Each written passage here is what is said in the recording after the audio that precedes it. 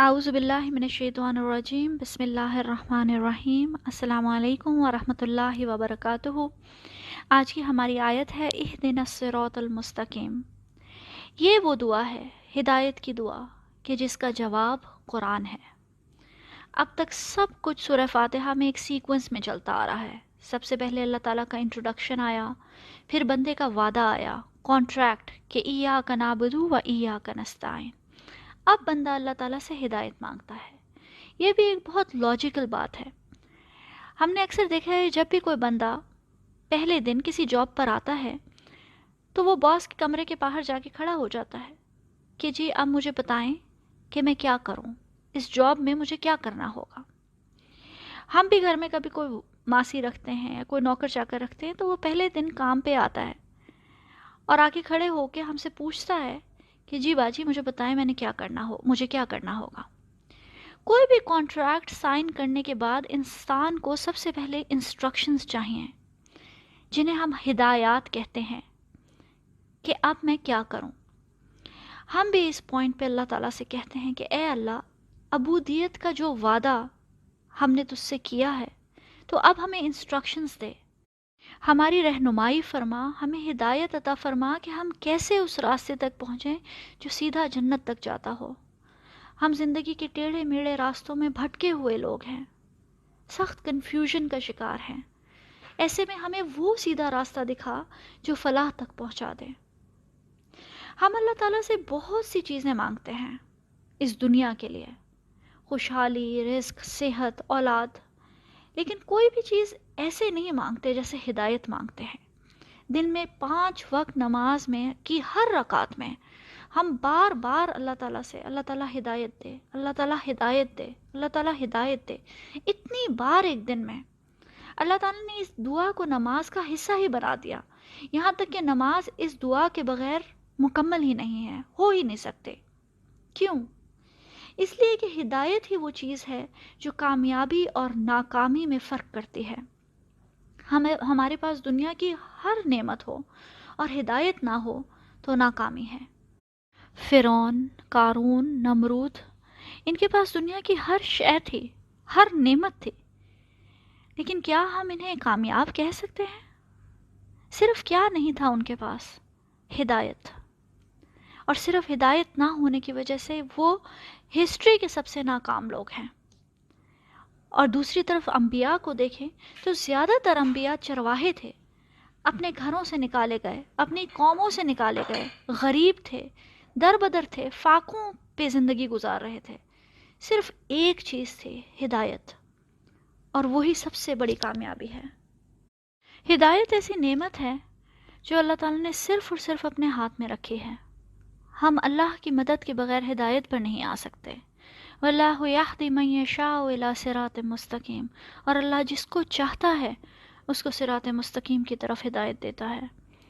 ماں باپ بچوں کو قرآن پڑھوا سکتے ہیں، حفظ کروا سکتے ہیں، علم دے سکتے ہیں، پرفیکٹ تجوید سکھا سکتے ہیں، لیکن ہدایت نہیں دے سکتے۔ إِنَّكَ لَا تَهْدِي مَنْ أَحْبَبْتَ وَلَٰكِنَّ اللَّهَ يَهْدِي مَن يَشَاءُ۔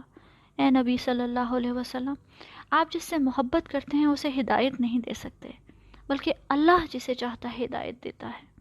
اگر نبی پاک صلی اللہ علیہ وسلم کسی کو ہدایت نہیں دے سکتے تو ہم کیسے دے سکتے ہیں؟ اس بات پر اسکالرز نے بہت بحث کی ہے کہ اگر ہدایت اللہ کے ہاتھ میں ہے تو پھر اگر کوئی شخص ہدایت پر نہیں ہے تو اس میں اس کی کیا غلطی ہے؟ اللہ تعالیٰ نے ہدایت اپنے ہاتھ میں رکھی ہے ان لوگوں کے لیے جن میں ہدایت کی تڑپ ہو اور جو اپنی زندگی بدلنے کے لیے تیار ہوں۔ جب بندہ ہاتھ باندھ کر، سر جھکا کر، گھٹنوں پہ آ جائے اور کہے کہ اے میرے رب، میں حاضر ہوں، مجھے ہدایت دے تاکہ میں عمل کروں، تب ملتی ہے ہدایت۔ اس لیے اس کے مانگنے میں تڑپ ہونی چاہیے۔ دعا وہی ہے جو دل سے نکلے، دل سے جو بات نکلتی ہے اثر رکھتی ہے۔ جتنی تڑپ ہوگی اتنی ہی دعا قبول ہونے کے زیادہ چانسز ہیں۔ عین ممکن ہے کہ میں 5 وقت نماز پڑھوں، سورہ فاتحہ بھی پڑھوں، لیکن میرا دل ہدایت کے لیے ریڈی ہی نہیں ہے۔ خانہ کعبہ کے سامنے کھڑے ہو کے پرفیکٹ تجوید کے ساتھ سورہ فاتحہ پڑھوں، لیکن دل ہدایت کی طرف سے خالی ہو تو ہدایت کیسے ملے گی؟ ہم لوگ تو اکثر نماز پڑھتے ہیں تو نماز کے دوران یہ سوچ رہے ہوتے ہیں کہ آج کھانا کیا پکانا ہے. اس لیے ہدایت کیسے مل سکتی ہے؟ ہدایت کی دعا مانگنی ہو تو تڑپ کے مانگی جائے اور اللہ تعالیٰ کو اپنے عمل سے ثابت کیا جائے کہ ہم ہدایت کے لیے ریڈی ہیں. اللہ تعالیٰ نے حدیث میں اس دعا کی قبولیت کا وعدہ کیا ہے. کہا ہے کہ میرے بندے نے جو کچھ مانگا وہ اس کا ہے. ہمارے مانگنے میں ہی کمی ہے، ہمارا ایٹیٹیوڈ ہی نہیں ہے مانگنے والا. ایک تو ہدایت ملنا صرف اللہ تعالیٰ کے ہاتھ میں ہے، دوسرا ہدایت کا پرماننٹ ہونے کی کوئی گارنٹی نہیں ہے. کوئی بھی یہ نہیں کہہ سکتا کہ اب میں ہدایت پہ پہنچ گیا ہوں اور اب مجھے کسی چیز سے کوئی ڈر نہیں ہے، اب مجھے اس ہدایت سے کوئی نہیں ہٹا سکتا. ہدایت پہ قائم رکھنا بھی اللہ تعالیٰ کے ہی ہاتھ میں ہے. اس لیے جو لوگ اپنے علم میں پختہ ہوتے ہیں، اللہ تعالیٰ ان کو کہتا ہے الراسخون فی العلم، وہ ہر وقت یہی دعا کرتے رہتے ہیں، ربنا لا تزغ قلوبنا بعد اذ ہدیتنا، اے ہمارے رب ہمارے دل کو ٹیڑھا نہ کرنا اس کو ہدایت پہ لانے کے بعد، کہ ایک دفعہ تو نے ہمارے دل کو ہدایت دے دی ہے، اب اس کو ٹیڑھا نہ ہونے دینا. صراط مستقیم پر ایک غلط قدم پڑا نہیں اور انسان بھٹک کر بہت دور نکل جاتا ہے، اور جب تک پتہ چلتا ہے کہ ہم بھٹکے ہوئے ہیں اس وقت تک بہت دیر ہو چکی ہوتی ہے. اللہ سبحانہ وتعالیٰ سورہ انعام میں فرماتے ہیں وَأَنَّ هَذَا صِرَاطِ مُسْتَقِيمًا فَاتَّبِعُوهُ وَلَا تَتَّبِعُوا السُّبُلَ فَتَفَرَّقَ بِكُمْ عَنْ سَبِيلِهِ، اور یہ کہ میرا سیدھا راستہ یہی ہے تو تم اسی پر چلنا اور مختلف راستوں پر مت چلے جانا کہ ان پر چل کر خدا کے راستے سے الگ ہو جاؤ گے. یہاں نوٹس کریں کہ اس آیت میں صراط سیدھا راستہ ایک ہی ہے، لیکن بھٹکانے والے راستے سبل بہت زیادہ ہیں جو بندے کو سیدھے راستے پہ چلتے چلتے بھٹکا دیتے ہیں. سیدھے راستے پہ چلتے چلتے کوئی شرک میں پڑ جاتا ہے، کوئی دولت کے پیچھے چلنا شروع کر دیتا ہے، کوئی اپنی خواہشات کے راستے پہ چڑھ جاتا ہے، کوئی ہوس پہ چل نکلتا ہے، کوئی انٹرٹینمنٹ کے پیچھے پاگل ہو جاتا ہے، اور کوئی ایسا ہے جس کو اپنی نیکیوں کا تکبر لے ڈوبتا ہے. ایک صراط ہے اور بھٹکانے والے راستے بہت سارے.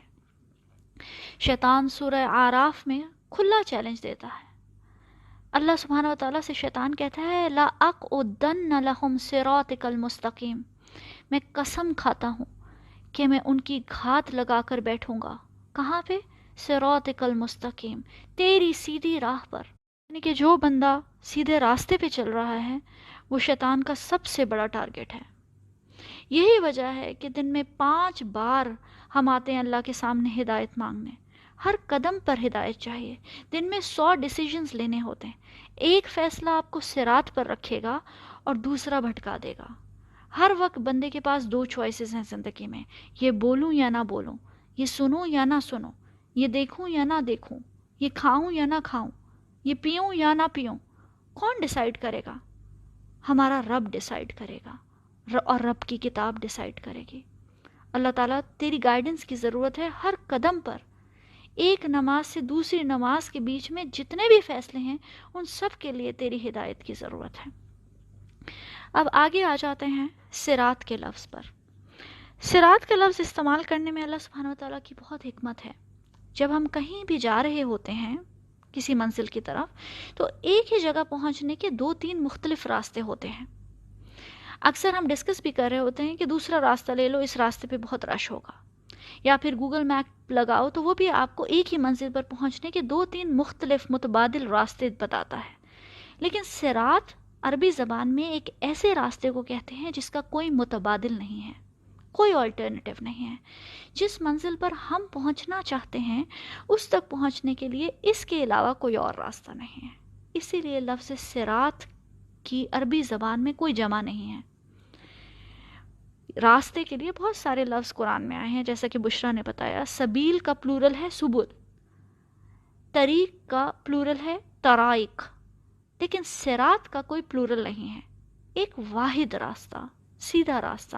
نبی پاک صلی اللہ علیہ وسلم نے اس راستے کو تیر سے تشبیہ دی ہے کہ یہ تیر کی طرح سیدھا راستہ ہے، اور یہ ایک ہی راستہ ہے. اسی لیے اللہ سبحانہ و تعالی فرماتے ہیں ان الدین عند اللہ الاسلام، اللہ کے نزدیک دین صرف اسلام ہی ہے. اب اس میں کچھ انٹرسٹنگ باتیں ہیں ڈسکس کرنے کے لیے. پہلی بات تو یہ کہ عام طور پر لوگ منزل کی طرف ہدایت مانگتے ہیں، ہم راستے کی طرف ہدایت مانگ رہے ہیں۔ ایسا کیوں ہے؟ اس کی وجہ یہ ہے کہ ہمارے دین میں مسلمان کے لیے دنیا میں کوئی منزل نہیں ہے، صرف آخرت میں منزل ہے۔ دنیا میں یہ راستہ ہی منزل ہے، جو اس راستے تک پہنچ گیا وہ کامیاب ہے۔ راستے پہ سب چل رہے ہوتے ہیں، منزل پر پہنچ کر تو رک جاتے ہیں۔ یعنی اس دین میں رک کے سانس لینے کا کوئی کانسیپٹ نہیں ہے، چلتے رہنا ہے، پروگریس کرتے رہنا ہے، آگے بڑھتے رہنا ہے، اپنے آپ کو خوب سے خوب تر بنانے کی کوشش کرتے رہنا ہے۔ اگر اللہ تعالیٰ منزل کی بات کرتے تو منزل کا مطلب ہے پرفیکشن۔ اب تو کوشش ختم، جب آپ منزل پہ پہنچ گئے تو کیا کوشش، کیا اسٹرگل۔ لیکن اللہ تعالیٰ ہم سے پرفیکشن ایکسپیکٹ نہیں کرتے، صرف پروگریس ایکسپیکٹ کرتے ہیں، صرف یہ کہ ہم اپنے آپ کو کچھ تھوڑا تھوڑا بہتر کرتے جائیں اپنے آخری سانس تک۔ اب چاہے آپ اس راستے پر آگے ہیں یا پیچھے ہیں، تیز چل رہے ہیں یا آہستہ آہستہ تھوڑی تھوڑی پروگریس کر رہے ہیں، بچپن سے اسی راستے پہ چل رہے ہیں یا بڑھاپے میں آ کر یہاں پہنچے ہیں، ایز لانگ ایز آپ چل رہے ہیں، تھوڑی تھوڑی پروگریس کر رہے ہیں، تو اللہ تعالیٰ کی نظر میں آپ کامیاب ہیں۔ بہت سارے لوگ کمپلین کرتے ہیں کہ بچے چھوٹے ہیں یا کام کا پریشر بہت زیادہ ہے، اس وجہ سے ہم اتنا دین نہیں پڑھ سکتے، اتنا محنت نہیں کر سکتے۔ تو اللہ تعالیٰ نے تو آپ سے پرفیکشن ایکسپیکٹ ہی نہیں کی۔ اللہ تعالیٰ تو بس یہ چاہتے ہیں کہ آپ تھوڑی تھوڑی، آپ کا کمپیریزن دوسرے لوگوں سے نہیں ہے۔ اکثر گاڑیاں راستے میں اوورٹیک کر رہی ہوتی ہیں اور ہم کہتے ہیں اف ہم تو بہت پیچھے رہ گئے۔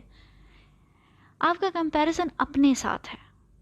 پچھلے سال میں پوائنٹ اے پہ تھی اور دیکھو اس سال میں 3 قدم آگے بڑھی ہوں اللہ تعالیٰ کی طرف۔ اب وہ کسی بھی قسم کی پروگریس ہو سکتی ہے۔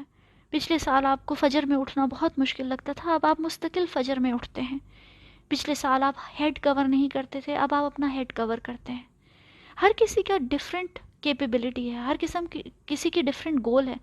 پچھلے سال تک مجھے صرف 3 صورتیں یاد تھیں، آج مجھے 6 صورتیں یاد ہیں۔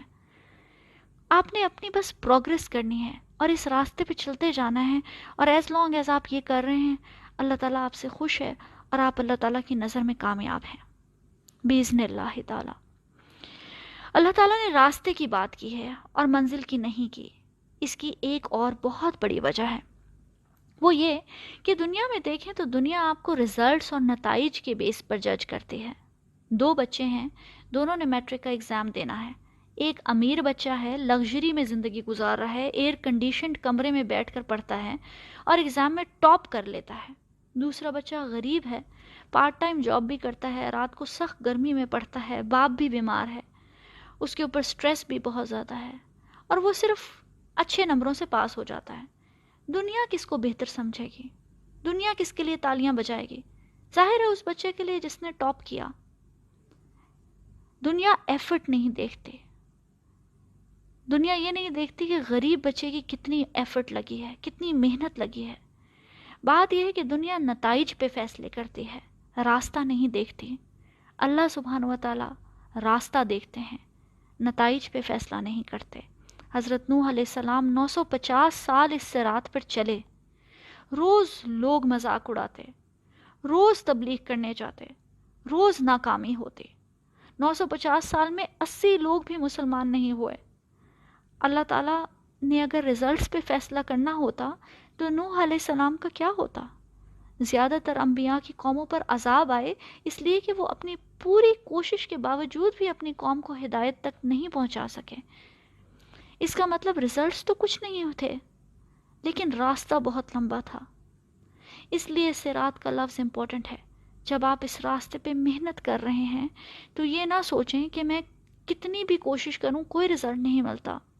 2 لوگ ہیں، ایک کی یادداشت بہت اچھی ہے، وہ ایک دن میں 10 آیتیں یاد کر لیتا ہے۔ دوسرے کی یادداشت اچھی نہیں ہے، وہ 10 دن میں بھی ایک آیت نہیں یاد کر سکتا، کبھی پڑھتا ہے پھر ریپیٹ کرتا ہے پھر یاد کرتا ہے پھر بھول جاتا ہے۔ کوئی فکر کی بات نہیں، پورے نمبر ملیں گے، کیونکہ اللہ تعالیٰ ایفرٹ دیکھے گا، محنت دیکھے گا، راستہ دیکھے گا۔ حضرت عائشہ رضی اللہ عنہ کہتی ہیں کہ رسول اللہ صلی اللہ علیہ وسلم نے فرمایا جو شخص قرآن کے پڑھنے میں ماہر ہو وہ معزز اور نیک فرشتوں کے ساتھ ہوگا، اور جو شخص قرآن کو اٹک اٹک کر پڑھتا ہو اور اسے پڑھنے میں مشقت ہوتی ہو تو اس کو دگنا ثواب ہے۔